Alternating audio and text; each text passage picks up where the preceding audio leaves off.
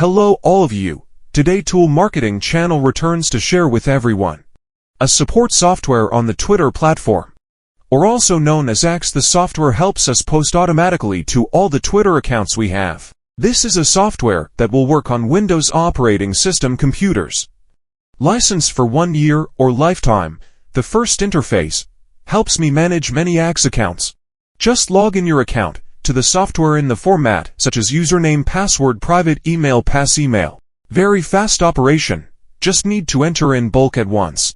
When I want to post to all the accounts I have, I go to the interactive section, then I selected the Twitter post. There are 2 forms of posting. Posting form 1. Post according to the content you already have. I will choose the content I already have, or if you want to add new content, you can compose new content. I go to Content Management, select Add New Content. Enter content. I can attach pictures, for example, I compose any content. Then attach the image or video you choose here, then I saved it. When I finish saving, everyone can check to see if the content has been saved. The software will have content as well as images attached to it. Posting form 2. I compose content directly into the software. I edited the content here, for example, compose this content. Then I attach the video with the image I need. Next, everyone just needs to set some parameters here.